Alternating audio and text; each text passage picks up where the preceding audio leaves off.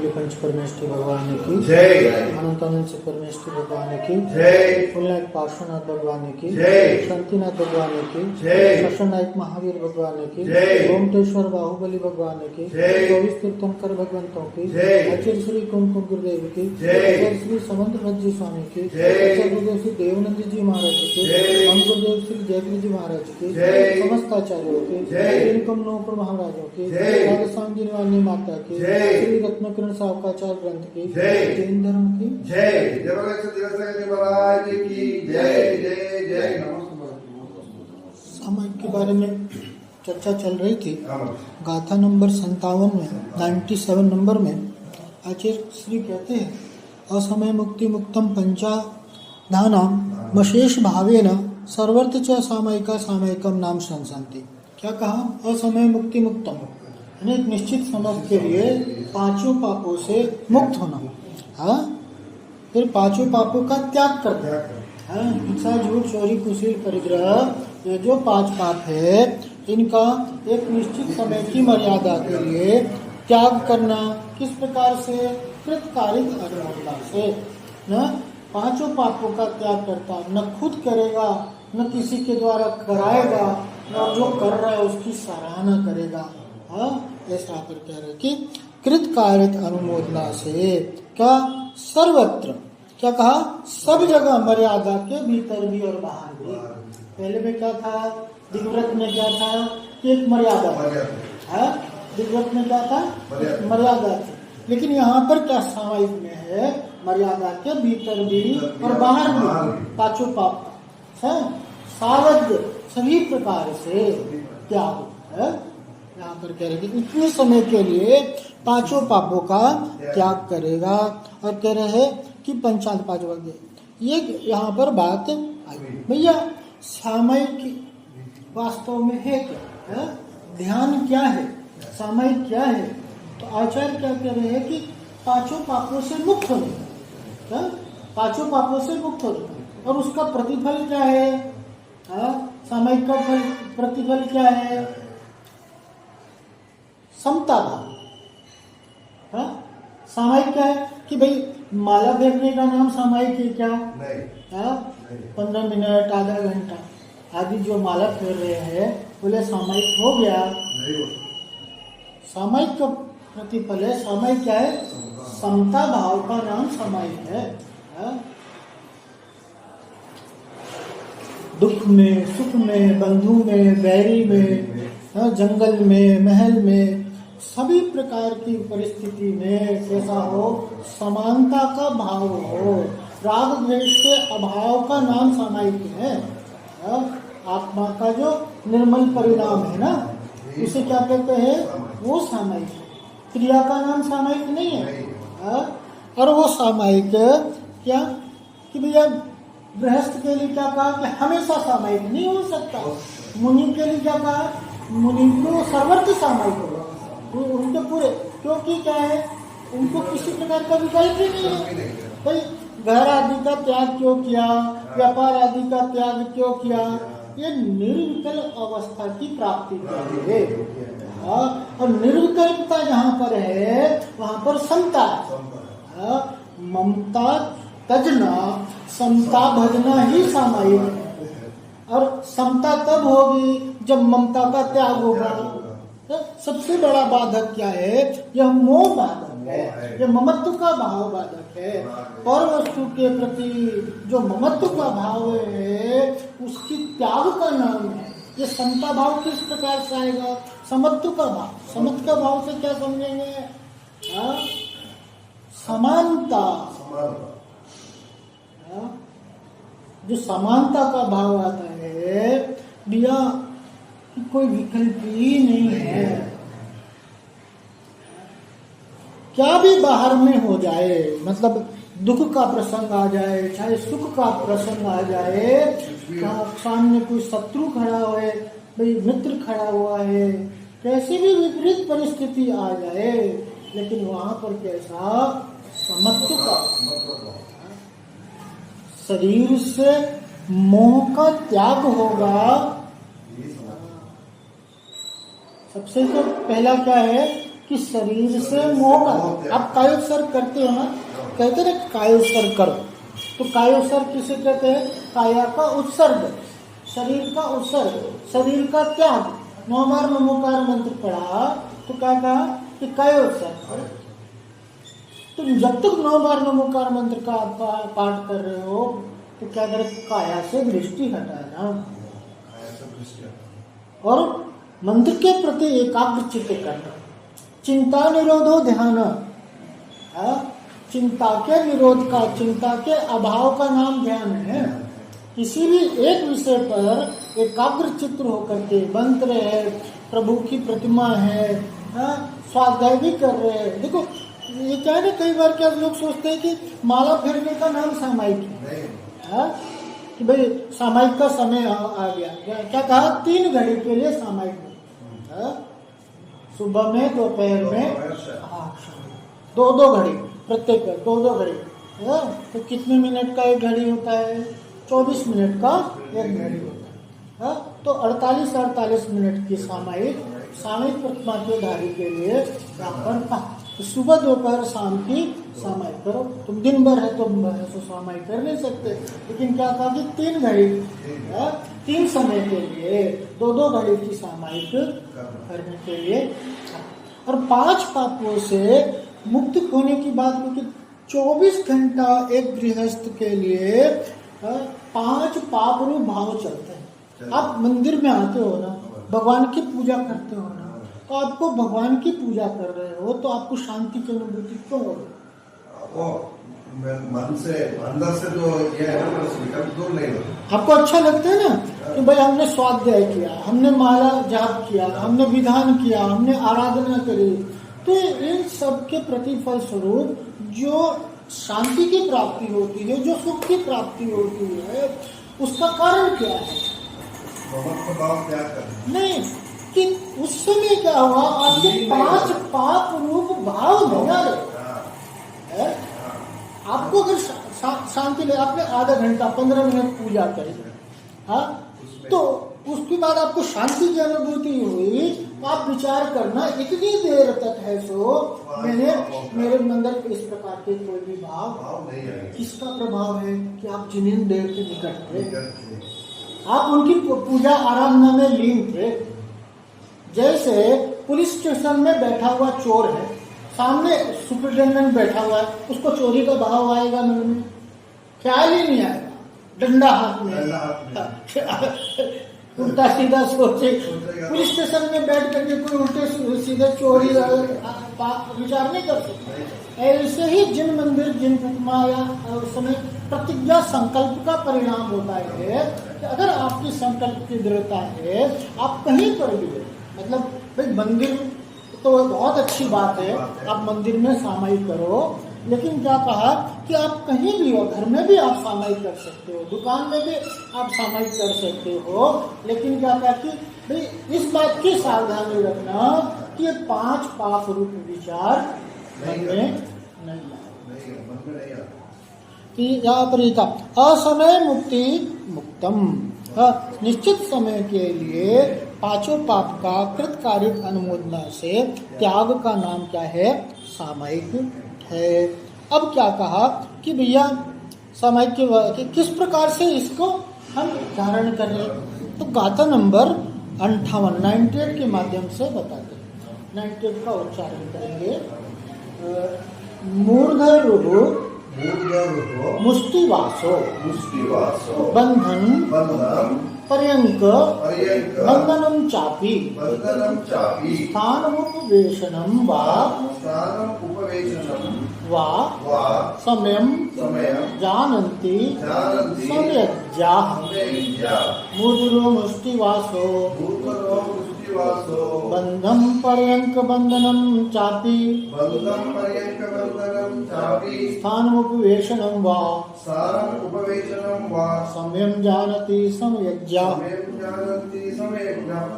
क्या कहा? सम्यग्जाः यानी आगम के ज्ञाता पुरुष, क्या समय के ज्ञाता पुरुष। क्या कह रहे? मूर्धरो मुष्टि वास बंधन, क्या कह रहे? केश बंधन। मूर्ध रो मुष्टि बंधन यानी मुट्ठी बांध, केस यानी बाल, बाल होते हैं ना, चटा बांध देते हैं, गांठ लगा देते हैं, चोटी बांधते, तो कह रहे हैं। और क्या कह रहे हैं, मुष्टि बंधन में यानी मुट्ठी का बंधन करना। और क्या रहे, वस्त्र बंधन यानी कपड़ा है, वस्त्र उसमें गांठ लगा देते हैं, तो ये कह रहे हैं। बंद काल को च और पर्यंक बंधनम यानी पद्मासन लगाना। पद्मासन जानते हैं, पाव पे ऐसा पाव, जैसे भगवान की मुद्रा कैसी मंदिर में पद्मासन मुद्रा में रहती है, दो मुद्रा रहती है ना, परमासन और खड़गासन। तो कायोत्सर्ग से खड़े रहना, वो खड़गासन मुद्रा में या पद्मासन मुद्रा में। अथवा उपवेशनम बैठकर कायोत्सर्ग करना। अपि भी समयम सामयिक के योग्य समय जानती, जानते हैं। क्या कहा कि आगम के पुरुष कह रहे कि केश बंधन, जब तक बाल में गांठ लगे। अब पहले का समय था, पहले, आज तो घड़ी वगैरह आ गए अपने पास है, एक से घड़ी है सामने रखी हुई है, तो अपन घड़ी देख करके और समय का मर्यादा कर सकते हैं, सामने दिख रहा है इतने बज गए। लेकिन पहले आज से 100 साल 500-400 साल पहले की बात है, तो लोग क्या करते थे कि गांठ लगा लेते थे, बाल में गांठ लगा लेते थे कि जब तक है सो गांठ लगा रहेगा, और कपड़े में गांठ लगा लेते थे। और एक रेत वाली घड़ी चलती थी नहीं पहले, कि रेत पलट करके इधर तक आएगा तो वो एक उसको समय का प्रभाव है, और एक कारण से सूर्य है उसकी रोशनी इधर से इधर तक आ जाएगी। ये सब के आधार से समय का वो प्रमाण करते थे। तो उस समय की बात है, तो उसके उदाहरण स्वरूप आचार्य ने कहा कि मुट्ठी बंधन से, मुट्ठी बांध लेना, वस्त्र में गांठ है, वस्त्र में गांठ आदि लगा करके वो समय का प्रमाण। और कैसे कहा कि पद्मासन लगा करके, भाई आप पालती मार के पद्मासन में जब तक आपको अनुकूलता हो हम बैठे रहेंगे तब तक हम सामायिक रहेंगे। या खड़गासन से कह रहे काव्य की मुद्रा में जब तक खड़े रहेंगे तब तक सामायिक रहेंगे। अब यहाँ पर देखो, मूर्धरु मुष्टि वास, इन 3 शब्दों का दंश क्या कहते हैं। जिस प्रकार समय का ज्ञान करने के लिए आजकल घड़ियों का, अभी अपनी बात हुई कि कह रहे कि पहले के समय के ज्ञान के लिए श्रावक सामायिक में बैठते समय ऐसा विचार कर लेते थे कि जब सहज भाव से चोटी की गांठ लगी रहेगी, अथवा जब तक मुट्ठी बांध सकूंगा, ये मुट्ठी बांधा है जब तक वो बांधना अनुकूल रहेगा, अथवा जब तक दुपट्टा आदि की गांठ सहज भाव से लगी रहेगी, दुपट्टा आदि में जो गांठ है वह सहजता से लगी रहेगी, अथवा जब तक पालती, ये इन सब पालती मारकर बैठना या खड़गासन में जब तक निराकुल रहे। भैया कि आप हमेशा तो नहीं बैठ सकते पालती मार करके, दिन भर तो नहीं बैठ सकते, थोड़ी देर के बाद में क्या होता है कि एक आकुलता जैसी स्थिति बनती है। तो जब तक निराकुलता रहेगी, जब तक मतलब अनुकूलता रहेगा, तो करेगी ऐसा तेरी पूर्वक पद्मासन में बैठ सकूंगा तब पद्मासन में समाहित करूंगा, या खड़गासन में, जैसा उचित लगेगा सामायिक कहलाता है। अब यहाँ पर कह रहे हैं कि समय का अर्थ आचार होता है। समय का अर्थ क्या है? आचार। आचार का आचरण करना। हाँ, और कह रहे कि अतः समयम जानन्ति समज्ञा, जहाँ पर समय का अर्थ आचार हो सकता है और आचार का अर्थों की विधि है, अतः सामायिक के लिए बैठते समय श्रावक को चाहिए कि वह अपने केशों और वस्तुओं को संभाल कर बांध ले। भी क्या होता है कि बाल वगैरह खुले रहते ना, हाँ, तो कैसा रहेगा कि बाल हवा आदि से उड़ेंगे तो ध्यान आपका भटके, इसलिए कहा कि बाल वगैरह कैसा हो, बंधा हुआ हो, हाँ, आपको करके संभाल के बांध ले, जिसके वे बीच में खुलकर आकुलता उत्पन्न नहीं करें। तो भैया अगर बीच में खुल गए तो क्या होगा? हाँ, वहाँ पर आकुलता होगी। हाथों की अंगुलियों को खुला न रखे किंतु अंगुलियां बांध लें।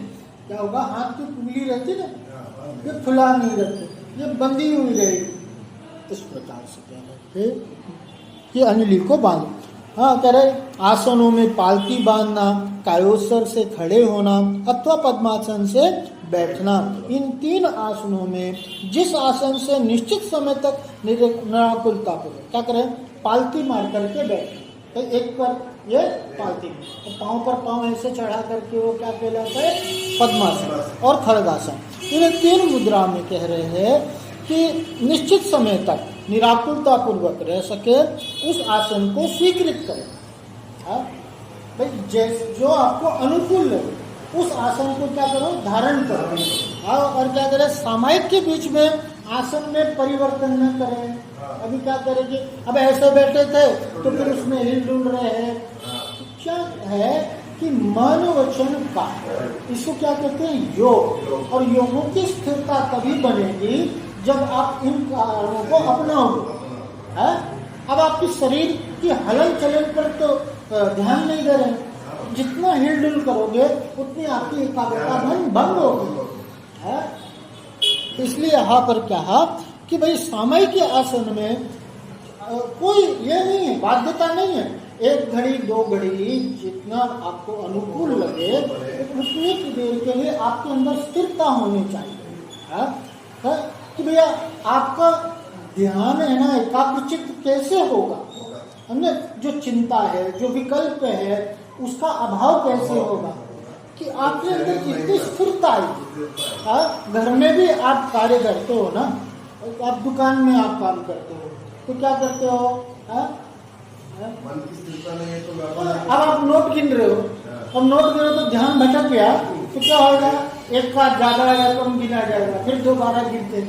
तो क्या करते हो कि भैया हल्ला गुल्ला मत करो, तुम ये मत करो, अभी क्या कर रहे हो, कोई भी काम करते हो घर में भी, जब तक आपके अंदर में एकाग्रता नहीं होगी तब तक आपके लिए सफलता प्राप्ति नहीं हो सकती किसी भी कार्य में। आपके घर में माँ बहन है, वो किसी ऐसो डिस्को बनाती है, कोई आइटम बन रहा है, अब वो आइटम बन रहा है तो अगर जरा सा ध्यान चूक गया तो क्या होता है, नमक ज्यादा डल गया, नमक की जगह क्या डल गया, शक्कर डल गई, तो क्या होगा कि पूरा का पूरा सारा खेल एकाग्रता का। यहाँ पर कह रहे कि यहाँ सामायिक में भी ऐसी स्थिति है, ध्यान में भी ऐसी स्थिति है कि जितना जितना विकल्पों से छूटोगे। और उसके लिए यहाँ पर क्या बता दिया माध्यम कि भैया आप इन सो कारणों को अपनाओ, अपने जीवन में लेकर के आओ। हाँ, यहाँ पर करें मूर्ध रुह मुष्टि वासो बंधन पर्यंक बंधन चापी स्थान उपेशनम वा सम्यम जानती सम्यक्या। क्या कह रहे कि समंतव्रत स्वामी द्वारा विचरित रत्नकरण साकाचार ग्रंथ में वाचना में पूर्व कारिका में सामायिक शिक्षा व्रत का स्वरूप बताया कि एक निश्चित समय के लिए 5 पापों का नवकोटि से मुक्त हो जाना। नवकोटि से विकृत कार्य अनुमोदन से न स्वयं करेगा न कराएगा, तीनों में लगाना, ऐसे कहते हैं नवकोटि। हाँ, मुक्त हो जाना। आचार्य महोदय की एक विद्या रही कि उन्होंने किसी बात को कहा तो अधूरा नहीं छोड़ा। अपन ने देखा ना कि भाई जो दिग्व्रत भी था तो उसको क्या था, पूरा विस्तार से अपने को समझाया कि भैया दिग्व्रत क्या होता है, देशव्रत क्या होता है, किस प्रकार से उसका पालन किया जाए, किस प्रकार से उसमें दोष होते हैं, उसमें अतिचार होते हैं, उनका ध्यान रख करके उन्हें जीवन से दूर किया जा सकता है। उसी प्रकार से हमने लिए सामायिक के संबंध में भी उन्होंने बताया कि पहले नंबर क्या बताया कि जान लो सामायिक क्या है, सामायिक क्या है, और फिर सामायिक की विधि बता दी उन्होंने कि भैया इस प्रकार से तुम ऐसो समय की मर्यादा लेकर के और ये गांठ बंधन या घड़ी को किस प्रकार से अपने ना जीवन में ऐसे लेकर के आओ। भाई समय का एक प्रमाण करने के लिए बताया है यहाँ पर कि उन्होंने औपचारिकता नहीं निभाई, उन्होंने भव्य जीवों का हितार्थ कार्य किया। कि क्या कहा, वो औपचारिक रूप से नहीं, तुम्हारे हित के लिए, तुम्हारे कल्याण की बात कही है। वह भवजीव तभी अपना हित कर पाएगा जब उसकी समझ में बात आ जाए। जब तक ग्रंथियां खुलती नहीं है, गुत्थियां सुलझती नहीं है, जब तक सरलता चित्त में नहीं आती है, रस्सी को उलझा दो, गांठ में गांठ लगाते चले जाओ तो रस्सी छोटी होती चली जाती है। उस रस्सी का उपयोग करना बड़ा कठिन है। उस रस्सी से कोई कुएं से पानी खींच पाएगा? यदि किसी की आंतें उलझ गई हो तो भोजन को पचा नहीं पाएगा। मस्तिष्क की नसों का जाल उलझ जाए तो मस्तिष्क सोच नहीं पाएगा। जिह्वा के तंतु उलझ जाए तो व्यक्ति स्पष्ट बोल नहीं पाएगा। उलझा हुआ व्यक्ति अपनी मंजिल तक बुद्धिपूर्वक चलकर नहीं पहुंच पाता। कदाचित संयोगवशात पहुंच जाए तो बात अलग है। क्या कह रहे हैं कि भैया जितना जितना उलझन से छूटोगे, क्या होता है कि उलझन समस्या के बारे में सोचते हैं तो क्या होता है, समस्या बढ़ती ही चली जाती है। यहाँ पर क्या सुलझने का मार्ग है, ये मार्ग क्या है, उलझने का नहीं है। हाँ, जितने भी ग्रंथियां हैं, जितने भी उलझन हैं, उन सबका क्या करो, त्याग करो, उन सब से अपनी दृष्टि को हटाओ। यहाँ पर ये कह रहे हैं, क्या कहे, समत्व में आत्मा के परिणामों का नाम सामायिक है। समत्व में, समता में आत्मा के जो परिणाम है, जिस समय राग द्वेष मंद हो जाए, कषाय मंद हो जाए, आसक्ति न रहे, संसार शरीर भोगों से विरक्त हो जाए, आत्मा के कल्याण के प्रति तीव्र लगन लग जाए, वह समत्व भाव जहाँ किसी के चाह नहीं है, वहाँ जहाँ संसार की कोई राह नहीं, बस एक आत्मा में प्रवेश करने की राह, आत्मा को शुद्ध बनाने की राह, वह सामायिक है। क्या कहा कि भाई समत्व में आत्मा के परिणामों का नाम सामायिक है। जो समता में जो शांत आत्मा के भाव है ना, उसे क्या कहते हैं, सामायिक। कह रहे कि जिस समय राग द्वेष मंद हो जाए,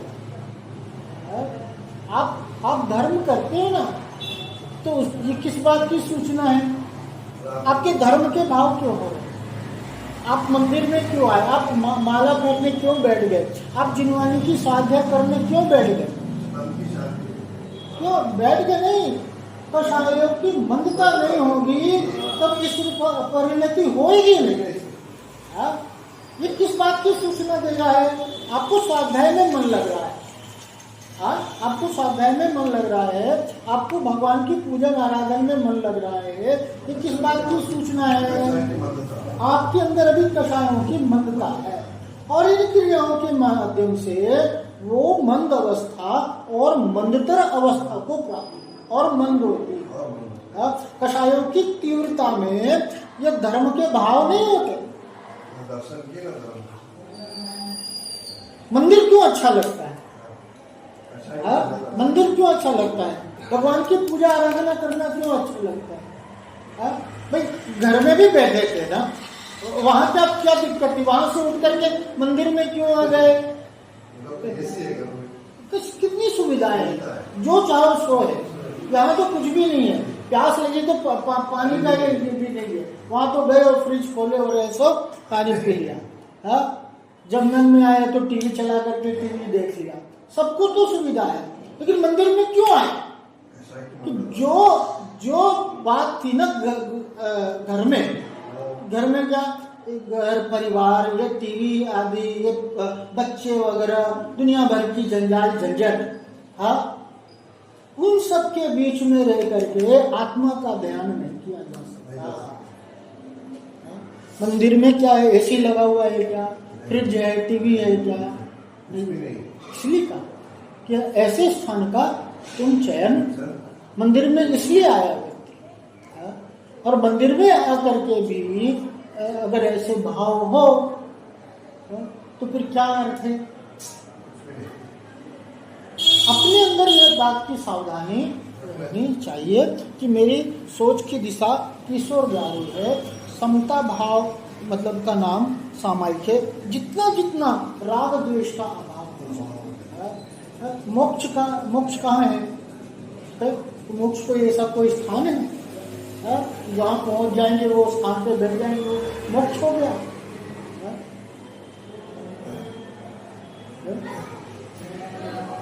मोक्ष तेरे भीतर बसा, उसका कर श्रद्धा, फिर क्यों बाहर ढूंढता स्वयं सुख की खान, स्वयं सुख की खान। मोक्ष कोई बाहर नहीं है, सुख शांति कहीं बाहर नहीं है, सुख शांति अंदर है। जितना जितना अंदर डूबते जाओगे, हाँ, सब कुछ खो देने का नाम क्या है? सामायिक। सब कुछ खो दो, ये बाहर में जो कुछ भी है ये सब कुछ खो देगा, वही क्या है? स्वयं को पाएगा। जो अभी तक मान रहा है कि ये घर मेरा है, ये परिवार मेरा है, ये धन संपत्ति आदि मेरी है, अगर उस ओर ध्यान चल रहा है तो बोलो सामायिक कर पाएगा क्या? आत्मा का ध्यान नहीं कर सकता। आत्मा का तो ध्यान वही कर सकता है जो उनसे दृष्टि है, जो जानाति अपानम दब्बत गुणत पज्जतम है, सो जानाति अपानम। क्या कहा? जो जानाति अर्हंता दब्बत गुणत पज्जतम सो जानाति अपानम मो खलु जायते तस्य। जो अरहंत भगवान को द्रव्य गुण पर आय से क्या जानता है? स्वयं के समान जानता है। द्रव्य से, गुण से, पर्याय से मैं कैसा है हूँ? अरहंत प्रभु के समान हूँ। और वही क्या जानता है? आत्मा को जानता है, स्वयं को जानता है, और उसी का समस्त मोह नष्ट होगा। ये सामायिक किसके लिए होगा? सम्यक दृष्टि के लिए ही सामायिक होगा। और सम्यक दृष्टि वही है जो आत्मा को जानता है, जिसका मोह दूर हो गया है, वह आत्मा का ध्यान कर सकता है। राग द्वेष की मंदता, राग पूर्वक उसका जीवन में अभाव करना ही एक धर्मी का लक्ष्य होना चाहिए। ऐसी सच्ची सामायिक की प्राप्ति हम सभी को हो, इसी मंगल भावना के साथ। यहीं तक बोलिए पंच परमेश्वरी भगवान की जय, अनंतानंद से परमेश्वरी भगवान की जय, मूलनायक पार्श्वनाथ भगवान की जय, शांतिनाथ भगवान की जय, शशनायक महावीर भगवान की जय, गोमतेश्वर बाहुबली भगवान की जय, 24 तीर्थंकर भगवंतों की जय, आचार्य श्री कुंकुन गुरुदेव की जय, आचार्य श्री समंत भज्जी स्वामी की जय, आचार्य गुरुदेव श्री देवानंद जी महाराज की, मम गुरुदेव श्री जयगिरि जी महाराज की, समस्त आचार्यों की, महाराजों की, वाणी माता की, श्री रत्नकरण सावकाचार्य, जैन धर्म की जय, जय महाराज की जय, जय।